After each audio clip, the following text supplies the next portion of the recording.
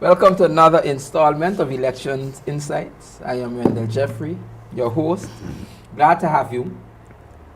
As we come down to the 1st of September, we are interviewing and having almost fireside chats with some of the movers and shakers, significant persons who form part of their respective parties. And today we have in our studio another pair of dynamic, diverse and respectable individuals.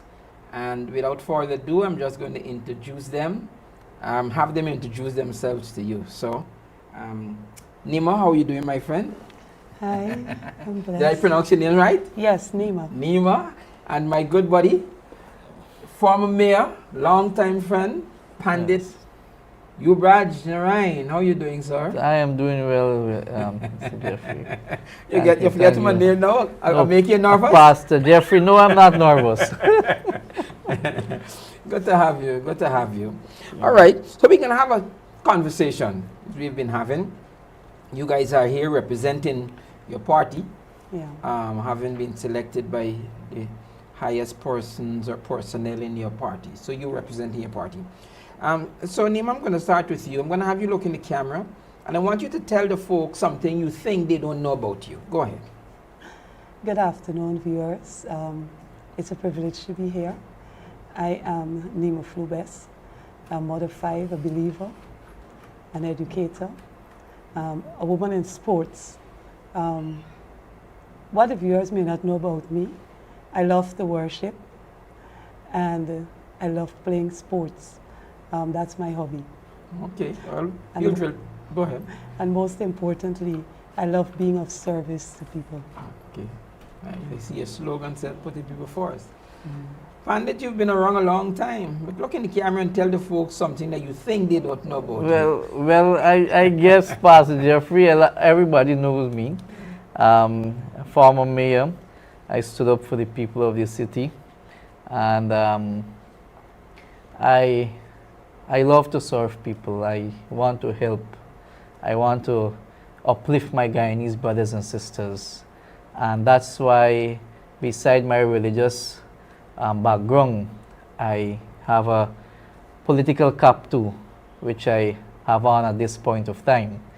And I will continue to fight for justice. I will continue to fight for eradicate poverty and biasness in this country. So everyone know me. I'm a humble and simple man. You didn't quite answer my question. You know, the question was the answer to the question was supposed to be something that you think the people don't know about you. But you're a politician. You're a politician. You went straight for that. All right. So as we have these discussions, one of the things I've been asking, Nima, go with you. Why APNU? APNU for me. Well, I grew up in the Boca Arcade community. My family have a long history with being members of the PNCR. And I've been around servicing in different capacity in my community from a very young age. And when I read, as I get old and I start reading about the ideologies and practices of parties and the things I've seen growing up, I recognize that the PNCR/APNU best offers the opportunity for me to serve in the manner I think I can serve the people of Guyana. So let me ask a follow-up before I switch to Pandit Ubraj. Have you ever been enticed or tempted to vote or to choose another party, to be involved with another party? No, I've never been tempted or enticed to vote for another party because, like I said, as you read and you look at what people continue to do, it tells a whole story. I am about service to people, and I cannot find myself in an organization where I have to oppress people to get to some position. If I'm not given the opportunity to serve people and serve fairly, then I don't want to be a part of such an organization. So that's why I choose PNCR APNU. All right. Pandit Ubraj, why APNU? Well, APNU coalition, like I said many times before on the media, social media, and political platform, it's a long history with the family lineage, with the People's National Congress reform. And I can say this much, way before David Granger won the election in 2015, they always seen a disadvantage towards the Guyanese people under the PPP back then, prompt me to even move ahead, to have discussion, to get myself in new political party and all these things. But when it boils down to the principle, back then, the family, had a close relationship with the People's National Congress reform.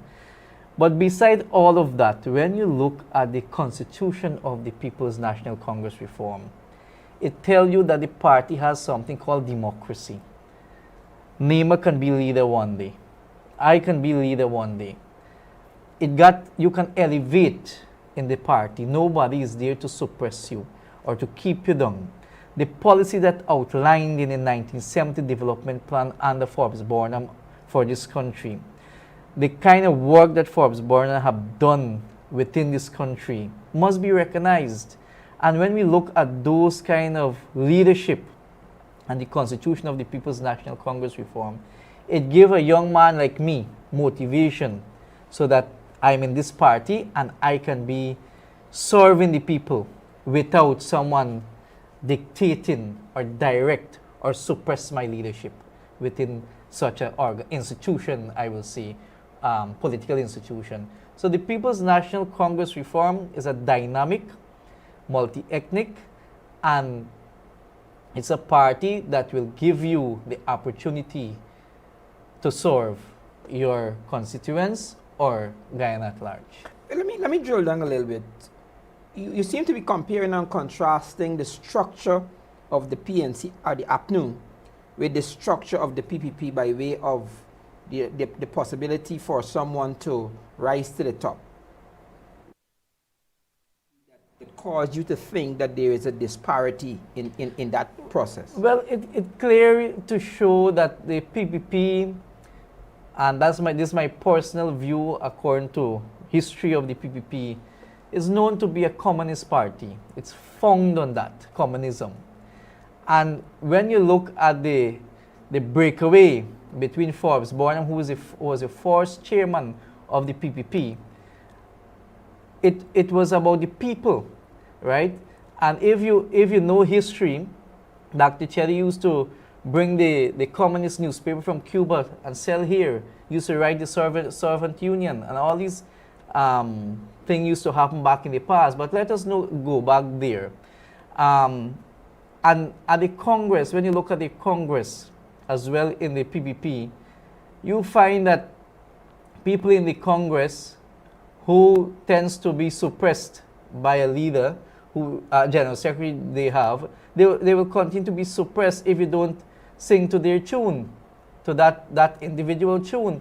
But unlike the PNC has a Congress which every individual given an opportunity to cast a vote for a leader.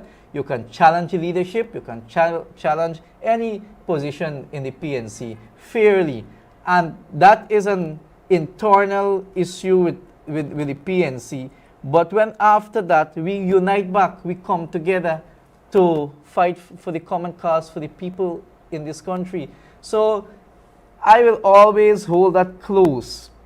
When you look at the vision of Chetty Jagan back then and the vision of Forbes-Burnham, Forbes-Burnham was placed as number one in Guyana, where his vision for this country and policy for this country, a man who stood and formed CARICOM, a man who stood up against Venezuela back then, a man who created industry and factories in this country. Today, none to be found. NIS is still alive today because in the fight down that Forbes-Burnham had with NIS and the protests back then with the PPP, he still let it stand and is still there to benefit thousands of Guyanese people. NIS was a project of Forbes Burnham. The bridge that you see that building, it is there in the 1970 plan. He spoke about 3 bridges across the Demerara River, high level, low level, and a tunnel, right? And the document is there. I have it. I can share it with you, right? The low level bridge is that what he built there because we didn't have the fund. All right. The high level bridge now is constructed, but it is there All right. in the document. All right, I see. The Heroes Highway is documented there. I see your passion. Wait, Right? hold. Hold. I gotta tell you, politicians, you come in this program here sometimes and you think you on a stump speech, right? We having a discussion. But I like the passion. Nima, give me an experience, Nima, that caused your desire to be with APNU to be consolidated. You have an experience that jumps out at you that says that, yeah, this is where I'm supposed to be. This is home. Yes, I can share so many experiences, but I think about a recent or immediate one. I recall when the people at Hillfoot got graded down under this PPP government. I was on the highway driving, and I saw the fire, and I came out my vehicle, and I made a phone call to my comrades. And I said, there's a situation at Hillfoot, XYZ is happening. Rest assured, the support I needed came forward. And that reminded me that I'm a place where I can serve, because even in that emergency taking place there, I could have picked up my phone and called and get my comrades to respond. My leader called him and said, so. He was able to give the guidance needed so that I could be of service to the people. And I can give you an example on the flip side, where sitting minister of government sharing out food hampers along the Demerara River and telling people that they're passing along the communities that if they want a hamper, which is less than $10,000, they must jump in the boat and drive up the river to the community where they're going to distribute this hamper. And the fuel those persons have to use to go there is way more than the hamper being distributed. That's why I have to choose APNU all the way. All right. So let me stay with you, Nima. Can you list a couple of key issues that you think should form a part of the priorities as we move into this next election? I know that there might be several of them, but can you name a couple of priority issues that must be addressed? That must be addressed as we move into this next election cycle? Let me see how we can narrow it down. There's so many. I know there are many. I can start in the healthcare sector. Okay. Recently, we would have seen the loss of life of one of my former students at Diamond Hospital, the new hospital that was built. And her loss of life was as a result of not getting the much needed medical care that is needed at that time. And so things went AYO. I would have seen my uncle, who lives in Myconi, having to travel all the way to Georgetown to get a particular medical care when the services were offered before at Myconi Hospital. But because a new hospital was built in Bath Settlement, the equipment for Myconi Hospital was taken there. So the option they have is either to drive to Bath or drive to Georgetown. That is an issue that must be addressed. We have a lot of hospitals or a lot of health facilities that are set up, and people can hardly access service that can bring proper relief to them, and it must be addressed. They talk about all these regional hospitals, and you go there and basic services you're not able to get. And so people have to pay attention to that. I can address simply education. In the education sector, we see a lot of children are leaving school unable to read. A lot of children are unable to do basic comprehension, basic maths. Why? The question is why. We have issues in the system that must be addressed. If we're training teachers, I recall my days when I went to teachers training college, the kind of training we receive, every subject area, you were taught your methodology and application of it. So when you left college after your years of training, you are competent enough to work in the classroom and to address the needs of the diverse needs of pupils in the classroom. What we're seeing today is a hurry-up program of training. Teachers come out, teachers are frustrated because when you get into the classroom, it's a whole different social setting with students having different issues to address. So in this election, education is important, very, very important. I can give you one more. All right. We can look at infrastructure. In my community, we had roads being done in certain sections. We have a government now who came into our community like several other communities, dug up those roads that had good foundations setting on the road, and converted them from a road allowing 2 vehicles to pass to 1 vehicle now being able to pass at a time. That's not progress. So in this election, that also is very, very important. Okay. And we have injustices too. All right. I may come back. You seem as though you have a lot of laugh.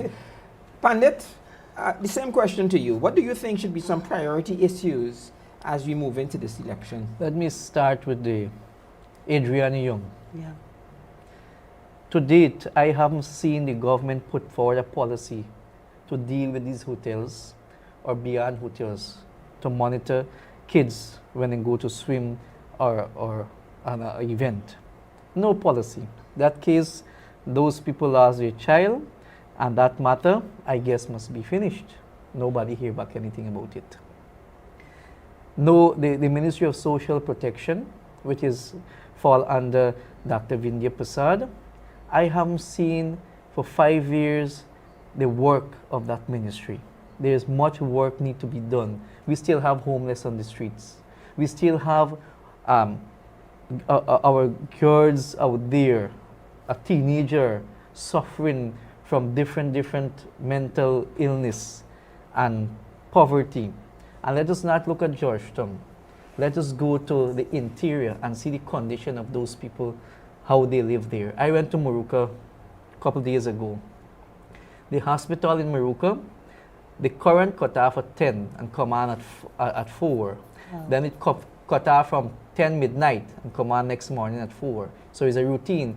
The hospital I was told, they got a generator, but it's not working.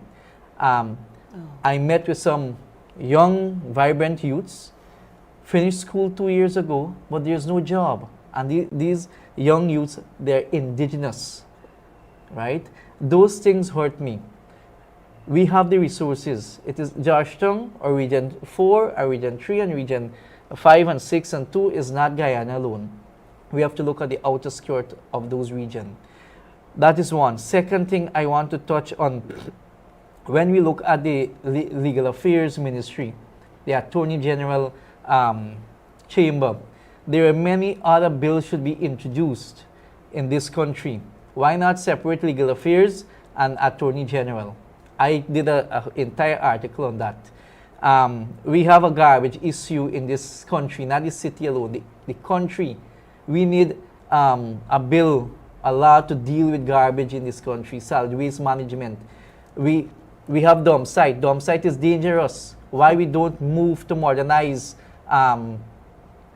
technology to deal with our garbage in this country? I'm not speaking on the city, I'm speaking overall in this country. That can cause serious health issue in this country later on. We have, when we turn to the, like you said, Minister of Labor, the injustice that's happening to people under the Ministry of Labor. I will give an example, and this is where we do our groundwork. I've been to Linden with Mr. Lincoln Lewis a few months ago, where a company had been given a contract to do the road from, I believe, in Linden to Letem or some way that the road is currently doing. The workers complain bitterly on the treatment that they receive from these foreign contractors. They complain to the Ministry of Labor. Nothing came out from those complaints. Some of them, toe was chopped off. So one lady said she was spelt with a glass bottle by the foreign contractors and couldn't do anything, couldn't go anywhere. but she had to stay there and work because she need the money to put bread and butter on her table. So all of these are issues that government failed to address. And we in the APNU, under the leadership of Ubraj Narine, and I love the manifesto he put out there. The manifesto impact Guyanese people's life. We come to the manifesto. I don't, when we have these discussions, right, I don't put on my journalistic hat. I don't put, I want it to be a discussion. Because even as you speak, there are a number of things. But I have to ask some questions because you represent your party. Please. So I have to ask a couple of questions. As it relates to the legal affairs and the Attorney General portfolio, isn't that something that was always there, even under the last administration? Yes, it was always there, but it should be different. Right, because So the reason, you see why I asked that, because you had your administration, the party you represent, were in power. Those members, those people, you guys were in power. And what you're speaking about as a problem under this administration also obtained under the last administration. So you understand that that might not be a fair. No, it is fair because what the Attorney General had did, right, or had done. Which one? The present one. Because now you have the Attorney General being the legal advisor for an independent body which is ought not to, and that is GCOM, which is clearly stated in the recently press statement issue from the Carter Center. So you don't have a problem with the portfolio, you have a problem with what the person in the portfolio is doing. Yes. You understand what I'm saying? But there can be a separation, like Trinidad and Tobago. No. But I'm just engaging you in the fact that legal Attorney General. Basil, the Honorable Basil Williams, was both under the last, right? So I'm saying that for you to highlight the problem now, I'm just, the people listening to the program, I'm trying to listen with the ear of the average person, right? So I'm talking about that. All right. Talk a little about I see the flags waving with different dollar signs on them, the green flags, 400,000, 250,000, 200,000. Talk a little about that, Nima. What it is that your party is promising by way of monies from the oil, I don't want to say oil wealth, but the oil revenue. What it is that you guys are promising that is not now happening or that you think should happen? All right, so let's talk about taxes. Taxes. Yes. I like to use my own system to explain my experiences. I am a teacher by profession before I became a member of parliament.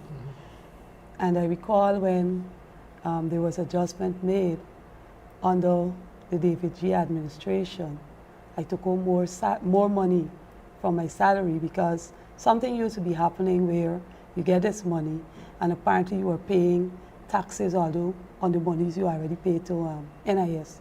So there was something done there that caused me to get more money. Now our current APNU government recognized that even though Guyanese are being paid a certain amount of salary, like for example, working for 100 and something thousand, and then when you take out all the taxes and so forth, NIS, you probably carry over 90,000. And we know what's happening with the cost of living in Guyana, where you go to the market this week. I go to the market every week because I have to shop for my children. And I can tell you, you might go this week and go home with 2 black bags from the money. But when you go next week, you're going home with 1 black bag, and then eventually you go with a half of a bag.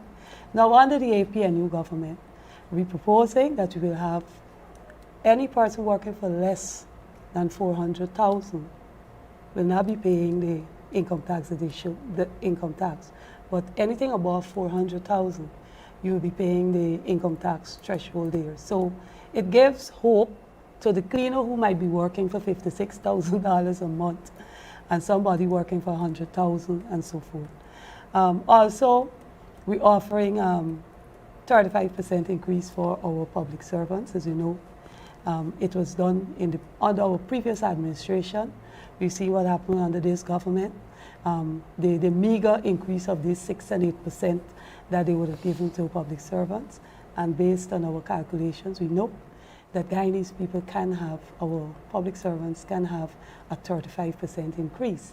And when it comes to the people with children that you struggle, currently, yes, you get 55,000. And like I say to parents, and I say to people on the campaign trail, you get that money one time and then you're getting it just before school closes. And because we know that the children will be home during the summer, you got to find extra food for them to eat. But now school is close to reopening, you still got to go and find the monies to buy the uniform, to buy the bags and all that. Under the APNU government, we will ensure that the monies given, which will be a total of 120,000 per year in 2 disbursements, that the parents are able to use the money in a timely manner to provide for their children. Because if we were to do a survey now, many parents in shop school, clothes, bag, shoes, or anything, because the 55,000 was paid since June. All right. So, you know. good. So let me give you a chance now. And I'm careful to ask these questions because I think that the questions should be asked at a higher level. Yeah. But you're representing your party. Yeah. The WK grant It was cut out under the last administration, wasn't it? The same 55,000 that you're talking about, there used to be some amount that was given, maybe it was 35,000 or something like that. And then when when Granger administration came in, it was stopped. And then when this government came back in, they started it again. You aware of that? So that while you're saying it's a little and it's given at a particular time, you would have to admit that under the last administration it did not happen. And let me give you a way out. What I'm hearing as I talk to the APNU members now is there seems to be a desire to separate this Norton-led APNU from the Granger-led APNU. When I listen, I'm hearing as though Jeffrey don't talk about it's as though this current APNU sees the Granger administration-led APNU as somewhat of a red herring or something that should not be used to compare and contrast. Am I right in that assessment? Let me go first by saying that under the Granger-led administration, I can't remember the total for the grant, so I'm not going to use the figure. But we had the introduction of the bus, the bicycles, the breakfast, the boats, the the breakfast, and Correct. so forth. But you would Now- admit, go ahead, sorry. That afforded more children the opportunity to be in school. Because like I mentioned before with the grants, when you just give them out just like that, there's no guarantee that a child will actually benefit from the grant. And so with the opportunity of having a bus or a bicycle, it guarantees the attendance of a child to school. Secondly, a parent, we know many parents are single parents and might be a security guard, or the work that they do doesn't facilitate or give them the opportunity to really sit and to prepare a proper breakfast for the child. But knowing that when your child leave home, you don't have to stress too much about transportation because there's either a bus or a bicycle or a boat to get them to school, guarantees them going. And secondly, knowing that they're going and you as a parent may not have been able to prepare the breakfast for them, guarantees that when they get there, they have a breakfast. And we know nutrition is very, very important for a child to learn at school. Okay. So you agreeing that what happened under the Granger administration was necessary and was beneficial? I would say it was beneficial. Is it a part of your manifesto now that in addition to the monies that you will give, there's also going to be a rebooting of the 5Bs? Is that Pandit, you want to speak? You've been quiet for a while. I will. So first thing I want to ask, is there a desire for there to be no comparison between the last Granger-led administration and this Ubraj Narine administration? Is it a desire for there to be no comparison? Because the last Granger administration has some challenges. And I don't know if you guys want for there to be a comparison, or you guys are saying, look, Aubrey was not an integral part in the last administration.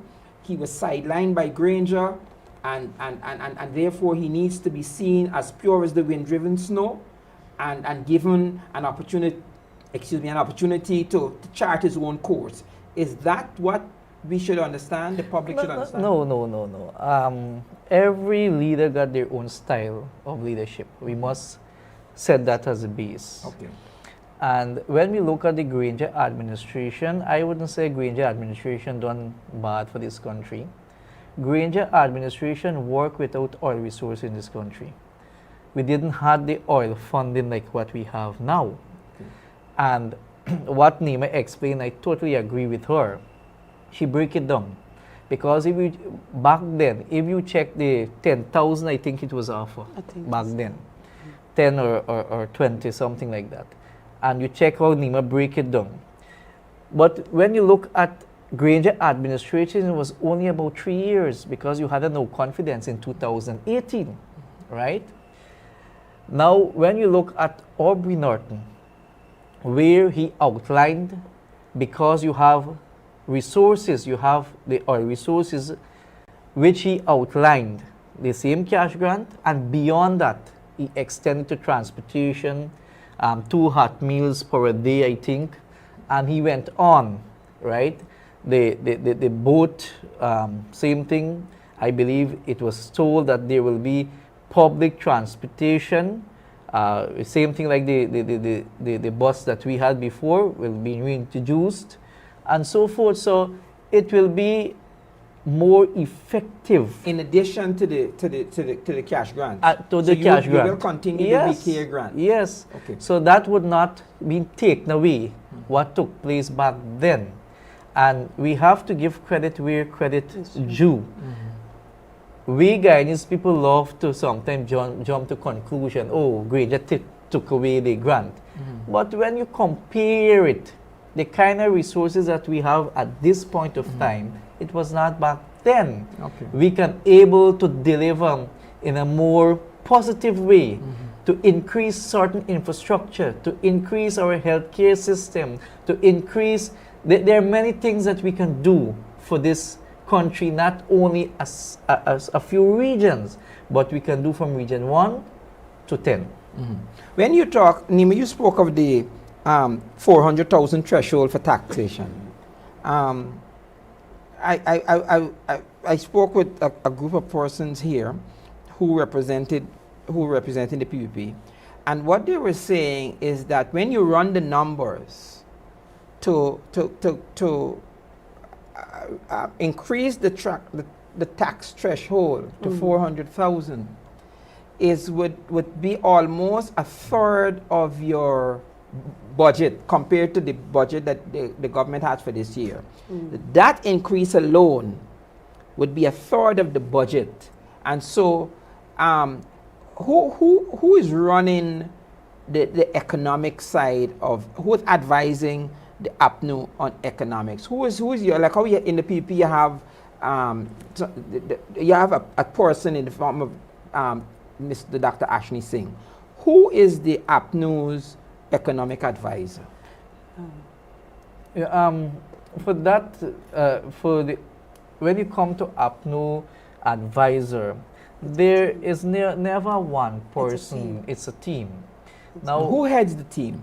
That team, well, there's a leader, there's a central executive body of the party, and beside that party, the PNC, you have 6 other parties, I believe, which collate, which form a PNU.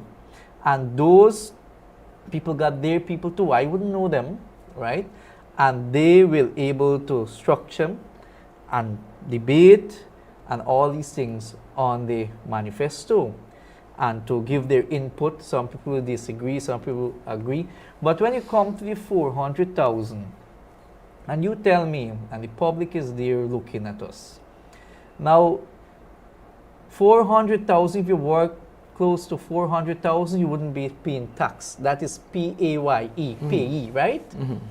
Beyond that 400,000, they will be taxing in maybe in categories, I believe. But below that 400,000, you will be not taxable, because there are many people out there who is not working for 100,000 yet a month, right? So when you pay to payee, which is the pay as you earn, you actually then you have to go and pay again. If you go to buy a drink, you pay in a VAT again. If you go to buy a food, cooked food at a restaurant or somewhere, you pay in VAT again. And it is hard on those people. You know, so, and majority, we have to agree, they're living in poverty at this point of time. No, and that is why that is why I'm careful to make sure that the listeners understand, because you would admit that under the last administration, the last APNU administration, taxes were added on to stuff. You had taxes that were added on, and then when this government came in, they removed the taxes. But what I'm hearing you guys say is that those taxes were added on because you didn't have the kind of revenue that you have now, and so that should the APNU get back in, they're not going to put back the taxes that the Granger administration had put on. Is that what I'm hearing? Yes, let me at Nima. There will be no taxes added. There'll be no new taxes. No new taxes. You sound like a former American president. Read my taxes, lips. No new taxes. No new taxes on the Guyanese people. And let me say this before Nima goes. Nima is champion to answer my question. Let me say this to you. Nima will go. We must never forget that when Granger-led administration took office, the VAT was 16%. It is Granger administration who brought down the VAT, and still it is there, right? So we must never forget this kind of courtesy that the David Granger administration did. Beautiful. Nima, go ahead. I'm enjoying this. Me too. How many persons in Guyana actually earns $400,000? I am a senior teacher, and my money is not 400,000. Yeah. And I'm quite sure if we should really go through the different status that we have in the public sector, you would find, might very well find just about 2% or 3% of the persons in the public sector actually earning $400,000. So our plan is to help people. Okay. It's about the people. Okay. And so when you hear the PPP talk about removal of taxes, I recall in Parliament, in one of my presentations, when they were going on how they remove the VAT from building materials. And I went to a particular store, can't call the store name, it's a popular store. I went to the store 3 months after that budget presentation. And I looked at my bill that I purchased the window with first. It was one price, with VAT. When the VAT, according to them, was removed, the window price remained the same. So I asked the question, who actually monitors that the removal of these taxes, as they announced in the assembly, sees that Guyanese actually benefit from it? No one actually does. And then you find also, they would have removed the claim, quote unquote, because I'm in sports, to remove taxes on sports gears and equipment. I'm a sports teacher by profession, and I would go to buy sports gear. And just the same price that I paid before, I continue to pay, which was the same prices with the VAT. So I don't know who actually benefited. Wow. From the removal of these taxes. Next thing, Pastor, just 2 minutes, less than 2 minutes. The president announced removal of taxes on sanitary napkins for women. That is already in existence since in David Granger administration, and he went and announced that in Eswikibu, right? That to tell you that propaganda, they're misleading the public. It is there, right? How could you go and announce such an announcement at your rally to mislead the people of this country? And added to that, the removal of taxes. mining. They announced in assembly, oh, we're removing the taxes from equipment and mining so that the small miners will be able to benefit and blah, blah, blah, right? Go to the shops where the small miners would purchase their equipment. The price remains the same and is higher. So the ordinary Guyanese cannot speak about the benefits of any removal of taxes by the PPPC administration. I would challenge them any day. All right, so you're saying it's kind of like a bait and switch, where we say we remove the taxes, but the prices remain the same. So is it, does your bill show that the tax has been removed, or is the tax still there? Because if the tax is removed, then the onus is on GRA to monitor that. You understand what I'm trying to say? Because any unethical business person, whether you are a PPP or anybody else, if you're unethical, you could watch the government say, do not tax a tractor. And the tractor was being sold for $5 million. With the tax, it was $5 million. Without the tax, it should be $4 million something. But an unethical businessman can continue to sell the tractor the $5 million while benefiting from the tax removal. You understand what I'm saying? Well, so that's a GRA or some kind of a monetary agency's responsibility. Now, Nima, I hope you understand what I'm saying. I'm with you. I understand. So if the government said to remove, because the same thing could happen when you guys get in office, where you could say, look, we've removed these taxes, we've lowered these prices. Let me tell you a personal story. During the COVID period, I have some land up the highway, on the Linden Highway. During the COVID time, the guys tell you, look, man, we can't carry a full carload of people, right? So the cars were 1,000, they bumped it up to 1,500. The buses were 800, they bumped it up to 1,000 because you're going to social distance, right? So, man, you got to understand, you know, the thing is so you begun to pay the taxi men, the car drivers, hire car drivers, you're paying them $1,500 to get you to Linden, you're paying the bus 1,000. COVID done. You think the prices went down? Who you blame for that? The government's supposed to monitor. But the government happened, you understand? The government now has to monitor that. But you understand what I'm trying to say? I understand. So be careful, because to put monitoring to have the government monitor these things is a whole other set of people you have to have. You understand what I'm saying? So, all right. But go ahead. I want to answer that. Yes, my dear. We're supposed to have agencies. Correct.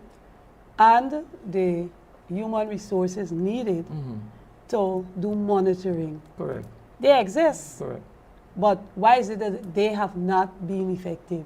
Government got these agencies to do their work. Who's actually, and that's the question I keep asking in Parliament. I've asked that question repeatedly. Who actually monitors?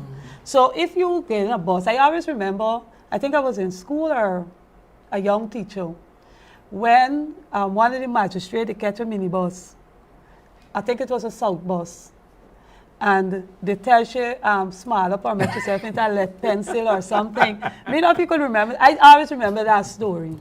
And then when she took the right with the bus straight to South, and then when she come out, she dealt with them. A simple way of monitoring. You have your agents to go out, okay? You either catch the boat, or you go and shop the article. Because I know in the case of the window, as I remember it, when they had the VAT price displayed, I recall it was without VAT, it was 15,000, wherever. But when they calculated with the VAT, it came up to $17,000, wherever it was. And when I go back to purchase the window, I said, I know in the Parliament we get the VAT removed. So how much is the window? 17,000. Okay. Is it a VAT? So you're promising here stricter We got to monitor. monitoring You under have to. APNU thing. We have to. The leader make mention of this many times in his press conference. How do you, I know we were talking about it, but I want to drill down a little bit as it relates to addressing the economic development concerns in Guyana. Do you think that an APNU-led government would be more strategic or would be more involved, not involved. Tell me how you think an APNU-led government would deal with the economic development of Guyana. Let me take the panel. Well, first of all, like I make mention, it is there outlined in the manifesto that presented by the leader and team recently. It is there in the public domain what the party will do once getting to office of government. And rightfully Nima said that there will be agencies set up to monitor these things. For example, Pastor Jeffrey, look at housing. We have housing, the Ministry of Housing. And if you go and you apply for land, you get this land, you have to pay an amount down payment. But beside of that, you're being given 6 months to pay off for that land. Many single parents cannot afford, or many people cannot afford to pay off that sum of money within 6 month time frame. So what they normally does at housing, they ask to you to write an extension letter. You write that extension letter and they will only give you 3 months additional to pay, which will make it 9 months. Some people cannot afford it still, right? To pay off for that land. The APN will remove such a thing, and we will work policies to make people comfortable so that they can pay for their land. And beyond that, the leader announced recently that if you work below 400,000, you'll be given a free house lot. 18 years and older. 18 years and older. So all of these things, I believe the leader or the presidential candidate for APNU wouldn't come out in the bloom and say these things. He has his legal team, his economic team, and team that will advise him how to monitor this country. No leader will come out in doing certain things. So, and I know for a fact the APNU coalition want to see Guyanese people live a better life. We want to eradicate poverty. Look at the United Nations report. Look where we are, right? And when you come to now, you make mention of those are things we will champion. And you make mention of something I can't recall on the economy. For example, if you look at certain food item, remove that completely from it. It should happen, right? Why would you want your people to pay VAT on milk that you have to give your baby, right? Those are things we will champion. Those are things should not be taxed in this country, right? And you have to understand that Ubraj Narine has young, vibrant people around him, right? The senior individual, they are the driving force behind the young people.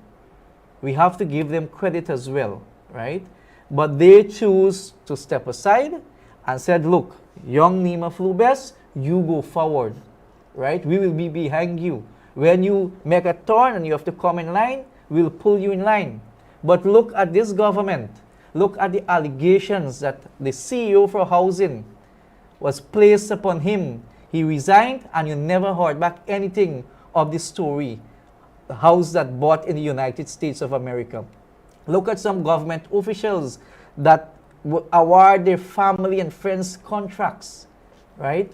Those things are corruption. While you give a little contract to clean drain to the ordinary Guyanese who barely make a 200,000, who have to subcontract it because they don't have the material, but just because they need money to send their kids to school, to put food on the table, they will bow to you.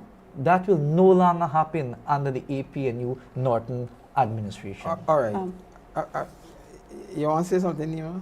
I wanted to add to what he was saying, Go Norton. ahead. You know, he spoke about housing, and there's something that's bothering me. So as he raised it, I have to speak on it. The government would have removed persons from the Cedar at Grove and relocate them to the area at Block 13 and so way down to the back of Diamond. Those people currently, at this present moment, have no drinking water. Now, the government, when they took them there, and you talk about economics, imagine I living on the sea dam. Your children, the school is right a stone's throw away. You don't have to pay transportation. You want to do shopping, you have the supermarket right there. You can go shop, right? And so you don't have to pay transportation to go anywhere. But you remove me from the sea dam, saying that you got to do work there, fine. And you take me into an area where I have to now find $5,000 to get a taxi if they want to go to the back there, to get me out. So if I have to bring out my children, I have to find $5,000. If I'm to get a bottle of water that costs $300, I have to pay $5,000 in a taxi to go and get the water, go out for the water and pay $5 to go back. That's the current situation at the back of Diamond. So no, any government official listening to me, I'm going to advise them to go and get water to the people at the back there. Somebody had donated tanks to them. The government took some tanks and got them locked up in a yard. The people still ain't got water. There was a man giving water in the area when the people first moved there, a guy was main. They went back and they cut off the main, so the people don't have water. That is a harsh reality in Guyana. And we talk about economics, you're making people who are poor even more poor, complete poverty. Now, under the APNU government. You later when you talk, girl. Go ahead. Under the APNU government, Guyanese can rest assured that they will be empowered economically. Our young people, you got a lot of young people who have their skills. They might have interest in a particular business, whether it be doing the nails, manicure, pedicure, the hair, whether it's block making, something, carpentry, whatever.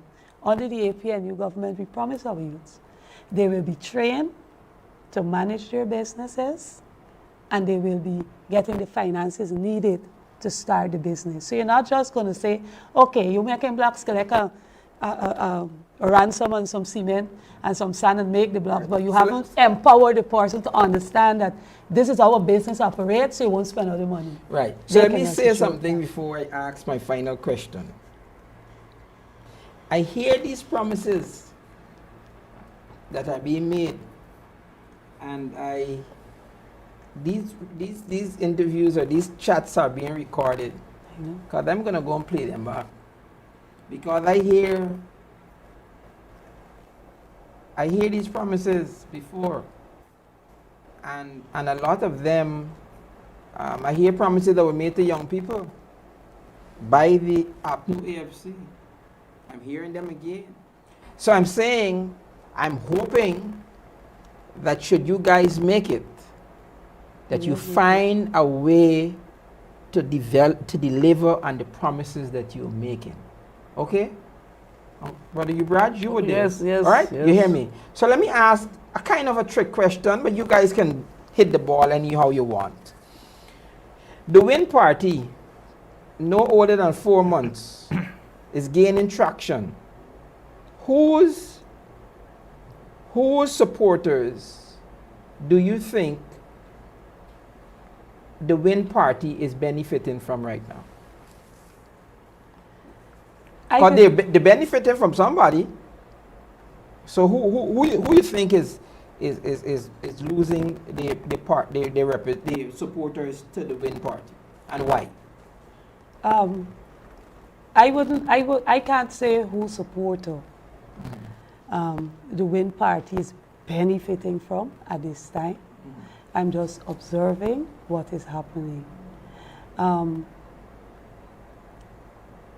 People generally run with assumption that because somebody might look a particular way, they might be associated with a particular party and all of that. But as we see happening in the political landscape, your assumptions may not necessarily be correct. But what I would want to say is that for the APNU and our supporters, we have to keep our base solid. And we will win the election. Okay. And we will deliver on our promises. All right. Thank you for that. Doc, you want to address that? Oh, I'm Whose not a political doc. party? No, No, yes, well, don't use I'm the probably word prophesying then. don't use the word wrong. Let me say this, Pastor Jeffrey, that I have never attended a rally or public meeting, so I can't make comment on that. But for my personal view, I believe that our base is solid. I've been into communities. Last night I went to Anne's Grove. Tonight I'm heading to Enterprise. And I as a APNU supporter and a member of the People's National Congress Reform, a friend with Azadin, and I don't intend to fight family battle, right? I don't intend to fight family battle by using the Guyanese people who is in poverty. And I love the manifesto my leader, the presidential candidate, put out there. And I still feel, and I believe, and I know that other political party still finding ways to counter-attack that manifesto, which I have seen up to yesterday, when the leader have make mention of the house lot. Jagdi went and he counter-attacked that now we only know about local content policy for local minors, only now. So these things, and I have noticed that the president make mention of a few things that he will intend to do. What stopped him? The 5 years he was there in office. These things need to address. Like you said, we look back at Granger, but they have the resources, right? The PPP has the resources. What stopped them to do it in this 5 year? Why come out now and say you will do this, you will do that in the next 5 year? It's a part of manipulation. You could have done it for them. You could have give them what they needed. But you come on a political platform now to make promise, to get vote, so that you can able to continue the lawlessness, the corruption, and the confusion in government offices. All right. So we've come to the top of the hour. What I want you to do, I was going to begin with you, Sister Nima. I want you to look into your camera, and I want you to talk to one person, convincing them as to why they should vote for APNU. Thank you. To that young man who is out there thinking that money is the answer to every single thing, and if you get a 5,000 or a 10,000 in a jersey or a hat, that equates to your vote, to just vote anyhow, I say no. Your vote is your freedom. Your vote is powerful. Think about making the wrong decision and the impact it can have on your life for the next 5 years, which comes up to 1,800 and something days. Think about that. And I would say to you, look at the APNU policy that speaks about you. You might be going through your struggles at this time. You might be in sports and not seeing how you can progress in your specific sport discipline. I say to you, APN, you have your heart. Rest assured that you will get your sponsorship, you will get the much needed support so that you can become an excellent player. So I say to you, vote wisely and vote for the people-centered development strategy. Vote APNU. Look for the palm. We at the top, we at the bottom. Thank you. Thank you so much, Nima. Ubraj? Well, thank you again for having me on your program. I've been here way back. To my Guyanese brothers and sisters, to the men and women in uniform, your vote is your voice. Don't look at one-time development. Look at your children, your grandchildren, and future to come. We will invest in you, and that investment will able to multiply and give you more. What you needed for your children and future generation to come. And that is the manifesto that Ubraj Narine has for this country. So I encourage you, my Guyanese brothers and sisters, men and women in uniform, place your X next to the palm, at the top and the bottom, APNU, that will eliminate poverty and give you a life where you, your children, and future will be sustained to come. I thank you. Thank you so much. Nima, it was a pleasure chatting with you, and as usual, Yes, same and here. at Ubraj. I want to thank you so much for joining us on Elections Insights. Follow us in our next installment as the clock ticks down to September 1st. Thank you so much for joining. Until the next edition, blessings. Bye-bye.